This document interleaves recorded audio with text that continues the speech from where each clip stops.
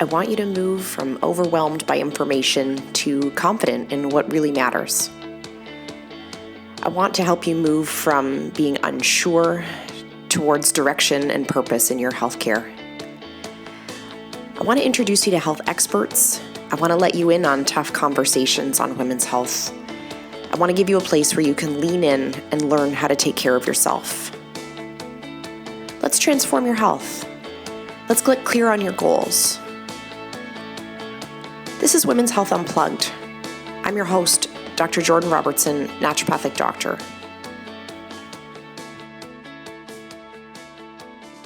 I try and keep our conversations relatively relevant, and I've definitely seen a resurgence of conversations around weight management and specific ideas or claims being pursued as potential weight loss strategies. And specifically, I've noticed that intermittent fasting has come up as a conversation piece in the women that I've worked with over the last couple of months. And I really had felt like the conversation around IF or TRF, time restricted feeding, had calmed down for a couple of years. It was very much a trendy conversation, I'm going to say like 4 or 5 years ago. And I've noticed this return of this particular strategy for weight management being brought back up in my office. And I felt like it was a good time to have this conversation to talk about what it is and why it, I'm going to say, works in air quotes, and the kinds of questions you really need to ask yourself before you start any nutrition plan that is intended to support metabolism and weight loss. And why specifically I don't know if intermittent fasting is the best solution, given what I know about behavior change and the things that seem to influence or impact whether or not women are able to maintain nutrition change. So the concept of intermittent fasting, I mean, there's definitely some religious and cultural adaptations of fasting. And probably that's where like we see it first in history, was that it was done like nothing to do with weight loss. It was done for completely other reasons. And the thoughts or the ideas, or what we call the biological plausibility, meaning like what happens in cells and why does that make us excited about what might happen in a human. And around fasting, what this kind of specifically has to do with is what we notice about cells and organisms when their bodies are, without the influence of readily available glucose or fuel for a prolonged period of time. So we do see some positive changes that happen to cells when they are in that like glucose deprived state, right? We can see that, the metabolism of cells shift. Things happen in that tilt towards sort of this anti-aging experience, anti-inflammatory experience. And because we saw that on the cellular level, we can, there's been lots of discussion about maybe fasting is anti-cancer, maybe fasting is anti-aging, maybe fasting is going to help us live forever. And really what we see in the literature that's done in like actual legit humans doesn't really quite reflect what we see at that cellular level. So it's one of those examples of like, we can see things in one cell and it's like, oh my God, that cell lived like way longer than we thought it was going to. You know who else we want to have live longer? Us. And then we've applied these principles and ideas to like total, like full humans that are made of lots of cells, and decided that like this intervention is going to have a really positive impact. And we're really like yet to see that. So where fasting literature has shown up is mostly in like what we call surrogate outcomes, meaning that we may find a blood marker goes down in people like insulin.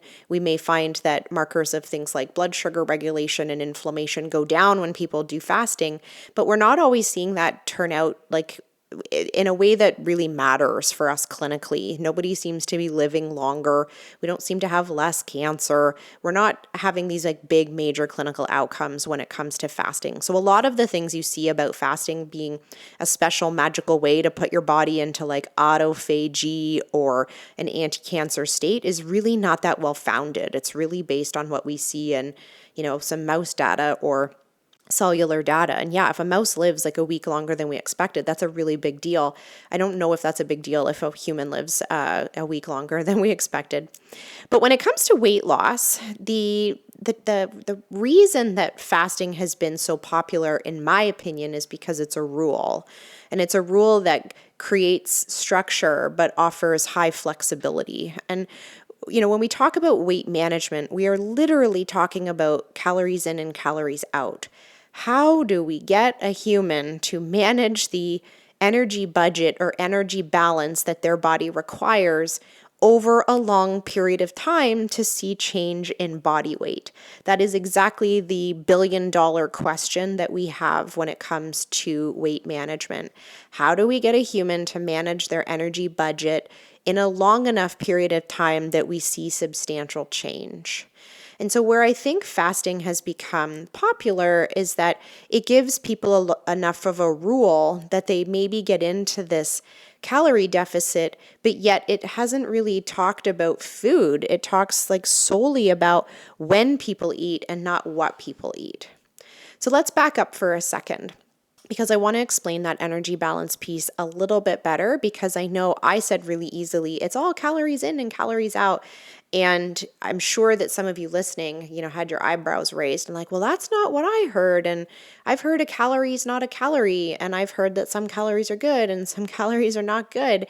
When we're talking specifically about weight management, calories are calories. There's no special ones. There's none that are absolved from providing energy. All calories are the same. When you see conversations around, not every calorie is the same, yes, we absolutely should be, and we do have lots of conversations about food quality and the importance of choosing healthy foods to fill your calorie budget. But the reality when it comes to weight loss is that calories are calories, and people can still have weight maintenance if they eat a Mars bar every day, as long as that's, within their caloric budget or what their energy needs are for their particular body. And so intermittent fasting is not offering a solution that is above and beyond helping people meet their budget. And I always use that term budget. I think we can think about money budgets so much more easily than we think about caloric budgets. I mean, some of us still are not particularly good with money, but we can see that like in-out aspect of budgeting very well when it comes to money. And so if you think about, your potential spending all day long, and if we said, okay, well, you are allowed to spend money, but you're only allowed to spend money between 11 a.m. and 4 p.m., what would happen?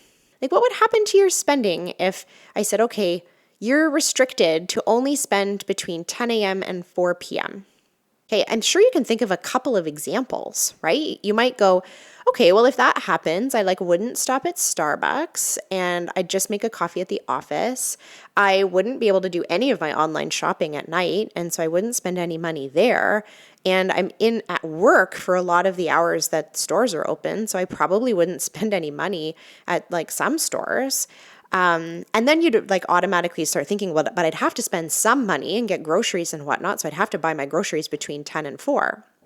So automatically, if I restrict the number of hours per day that you're allowed to buy things, you see that some of your maybe frivolous spending starts to go by the wayside. But your really important spending that you kind of need to do, you probably would figure out how to do it within the confines of those hours.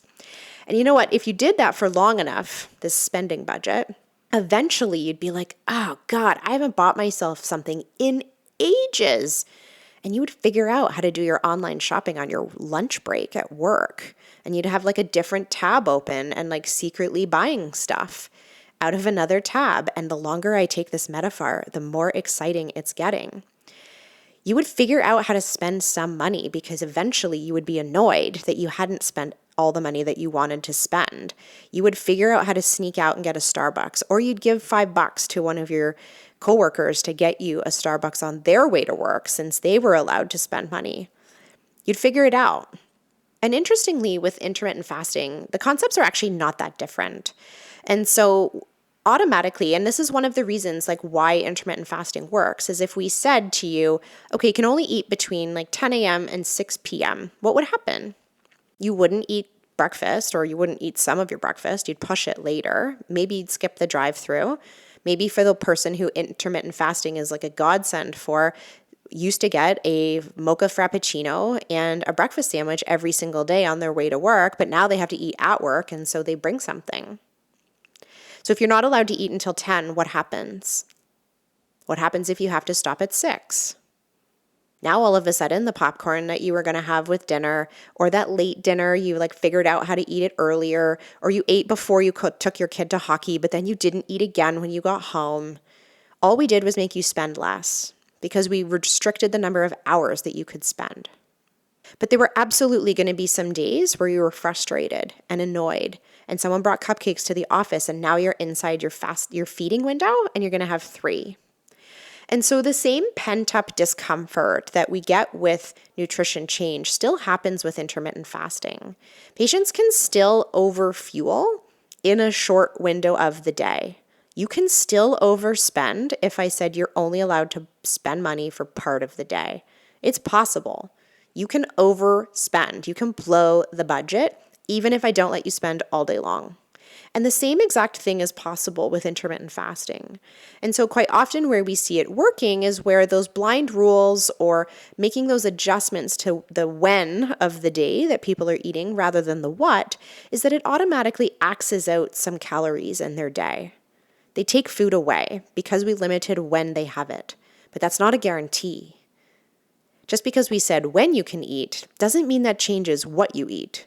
And people can fit in a lot of spending in the hours that they were allocated for fueling. And they can overeat or overfuel in those same number of hours that we've restricted them to, meaning that intermittent fasting is not a shoo-in to help you manage your caloric budget for the day. All I did is said you can't spend in certain hours. But every once in a while, you're probably going to figure it out. That gives you an understanding of how intermittent fasting works. It's not special, it's not magical. Just because you went 14 hours or 15 hours or whatnot without food, it hasn't shifted your body into a special metabolic state. It works literally by restricting the number of hours per day that you can fuel your body, and so you spend less money. That's just how it works. So let's look at the cons, right? So if that's, and for you, you might be listening to that and going, oh my God, that's brilliant. Oh my God, that would solve my, peanut butter parfait that I get on my way home from hockey. And maybe that is a deal breaker for you. Maybe that would completely revolutionize your eating pattern with a relatively simple strategy. People like rules, and one of the big challenges we have in nutrition and supporting behavior change is that people want rules and they don't really care why they work. My argument always is that the learning process around nutrition is 10 times more valuable than what you decide to do with your nutrition, because if you understood it better, then you could see why it was working and why it wasn't working for you. I just want you to deeply understand that the reason that IF might work for someone is because that simple rule gets them into a caloric deficit. No other additional magic required. But that's important, right? Because if you look at that and you're like, oh my God, this is it. I had no idea. If I cut out this little bit of eating that's outside like what's a reasonable feeding window, I'm blowing the bank, right? I'm overspending. I'm online shopping at 9:00 at night and I really shouldn't be. And that might revolutionize the way that you think about your nutrition and food. The challenge is that there's side effects. And there's side effects with all dieting. There's side effects with all nutrition change. Really, and I saw this quote on Instagram and I just adore it, and I don't remember who it was, and so I can't give them the due credit they deserve. They said, really, with weight loss strategies, our goals as clinicians should be to feed our patients the most possible that still helps them achieve their goals, which is the complete opposite of the way most nutrition programs are delivered. Usually it's let's feed patients the least so that they don't keel over, and give them the fastest results without learning anything, so that when they come off the plan, they rebound, gain all the weight that they had lost before and some, and then hopefully they sign up again next month. That's most nutrition plans in a nutshell. But really, we should be feeding people as much as humanly possible and still accomplish their goals. And the reason behind that is because of the side effects of all of the things that we suggest that influence weight management.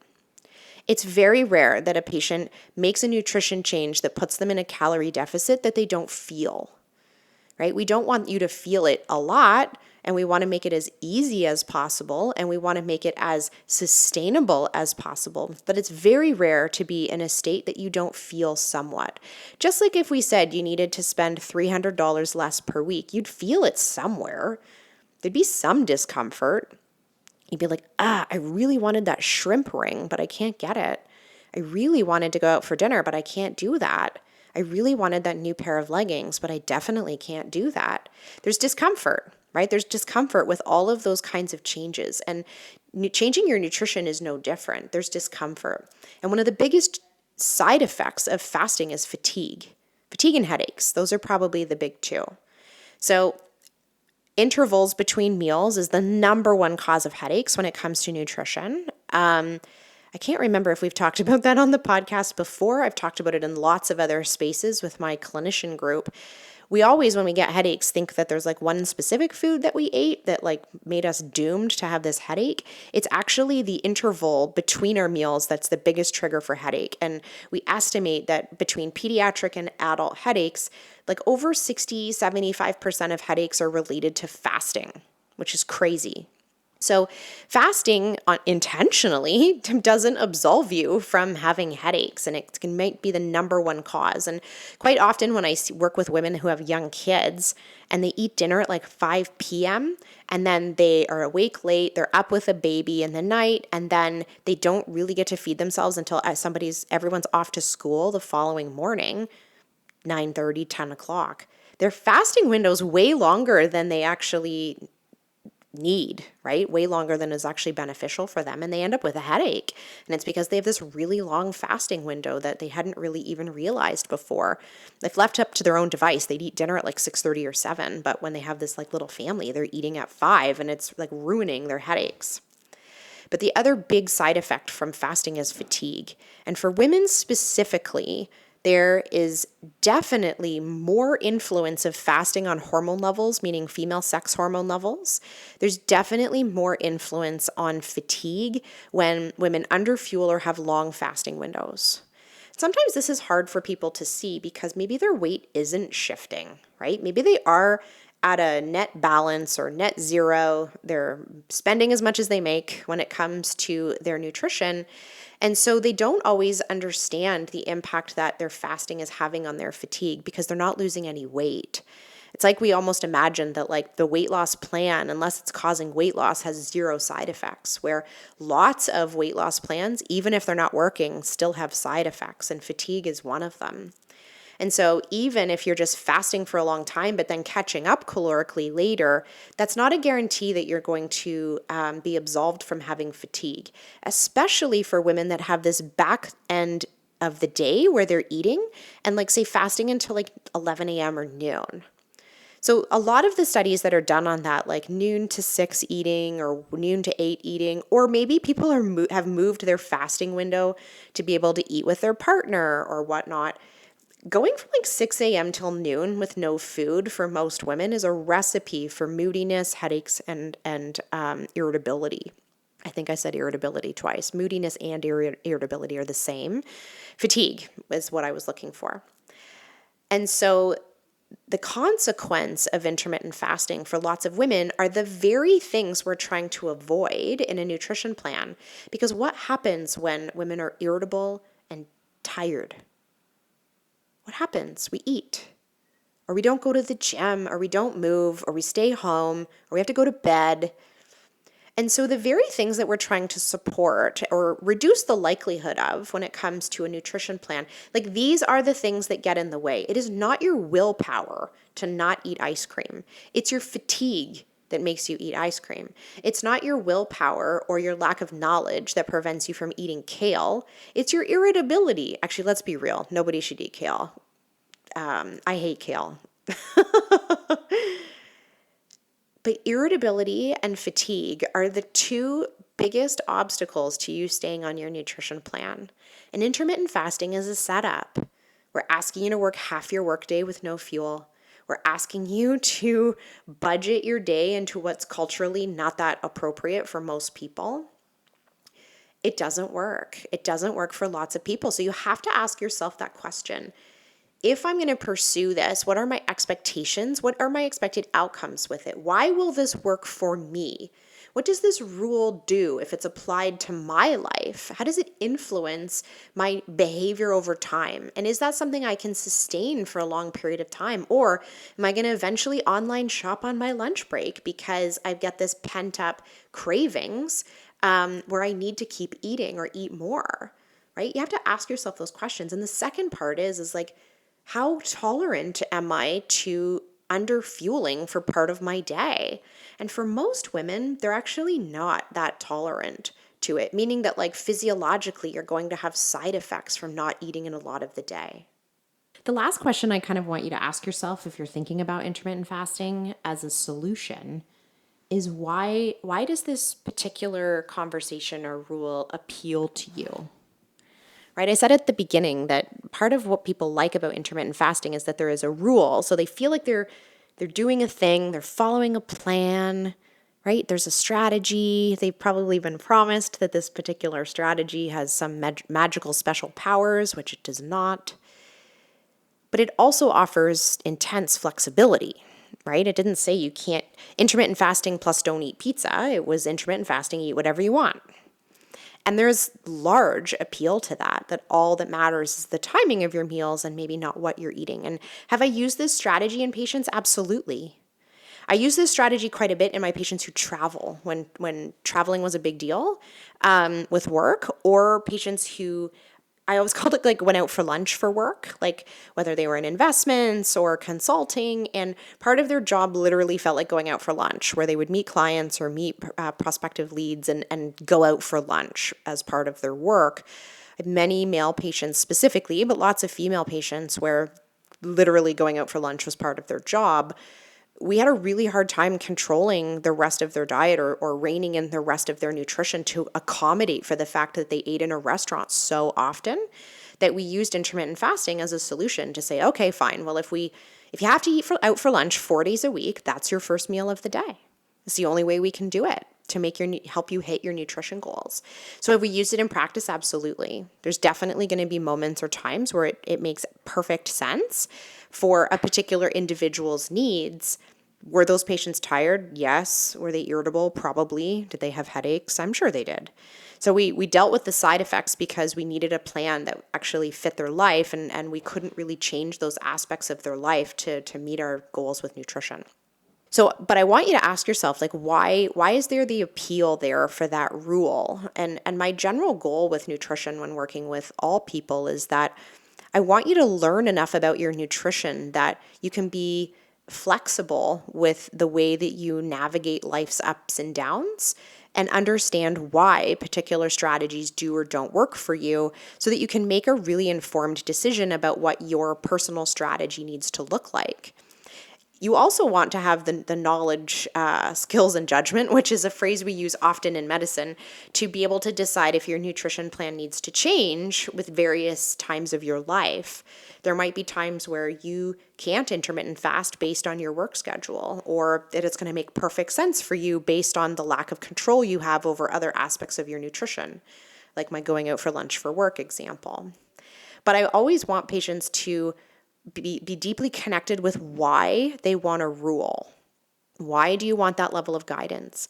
And my suspicion with intermittent fasting is that it's enough of a rule that people feel connected and excited about a plan, but it hasn't really taught them anything. And so they haven't had to do this reflective deep dive on the rest of their nutrition. They leave in the things in their nutrition plan that really aren't serving them, whether it's alcohol or fast food or things that, otherwise, if we were to take a deeper look at nutrition, would probably be on a bit of a chopping block or at least a moderation chopping block. But we don't look at them square in the eye when we make the rule about when we eat. And I think that maybe does a bit of a long-term disservice to people's nutrition because we're not learning those big picture concepts that are going to help you have a healthier relationship with food. I also find that those rules for some people really perpetuate the concepts of diet culture. And it's like, I've heard that I need to do intermittent fasting because eating outside that window is bad. Like if they ate at 8 p.m. that they were going to spontaneously combust. There's going to be lots of times in your life where you need to eat at 8 p.m. for various reasons, whether it's celebration and holidays or birthdays, whether it's the schedule that just dictates a later dinner. There's going to be lots of moments where you need to be able to have the thought flexibility to be able to eat at a different time of the day than your intermittent fasting allows. And if that causes distress, I think that's an interesting thing to kind of point a finger at and say, well, why was I so attracted to these rules in the first place? Do I need help with that deeper relationship when it comes to food in my body to understand why I was gripping so tightly to a rule that actually doesn't have any evidence that it helps? I think that's really important to look at. But also, I wanted you to deeply understand why, and I'm saying in air quotes, intermittent fasting worked for her. It's important that you understand the nuts and bolts of it, because just because it worked for her, I don't know why I'm doing it in that voice, is that there's something about her that meant that that strategy worked, and that might not exist in your life. That might not be you. The knowledge that you need to support your nutrition might look different than the person down the hall or across your Zoom screen. And you probably need to have that connection or support from someone who can help you strategize around what habit formation looks like with your nutrition and why a particular strategy may or may not work. Like I said, if intermittent fasting acts as a banana split at the end of the day, 4 days per week, like, we're winning. I mean, have a banana split sometimes, but I mean, if that's what your goal is to move the needle on your nutrition and weight management, like, there you go. There is a relatively easy solution that's probably shifted the scale in a big way. But for lots of patients, the nuances or the details in their diet, that's where the devil is in those small details of the day-to-day nutrition. And just telling people to not eat past 8 p.m. doesn't necessarily make enough of a mark on their changes in nutrition for them to feel the benefit of it. So if you've tried intermittent fasting and you're like, I was exhausted or I had a headache, you know, you're in good company. I'm also exhausted and have a headache if I do intermittent fasting. It's really not a good look for me to do intermittent fasting. And it definitely worsens my anxiety. It definitely makes my caffeine consumption go up. There's a lot of negatives for me. And the ripple effect is that once I start eating, I like catch up, right? I eat all the things anyways. And I would have just been way better off to eat more regularly through the day to feel better through the day. So I wanted you to have this information so that you can critically look at why you want this rule, if you even do, how to evaluate why it's potentially causing change in others, whether or not that's something that may cause change in your own life, but also to be able to recognize the side effects of it so that you can have a more critical look at what you're doing to make sure that you're not taking 2 steps back when you take one very hungry step forward. I hope you enjoyed that episode of Women's Health Unplugged. My goal is to help you feel more confident about your health. Please remember that what we talked about today in the podcast does not constitute medical advice, nor was a doctor-patient relationship formed. If you have questions about your healthcare or about how today's topic pertains to you, please take it up with your family doctor, your specialist, or someone on your health team.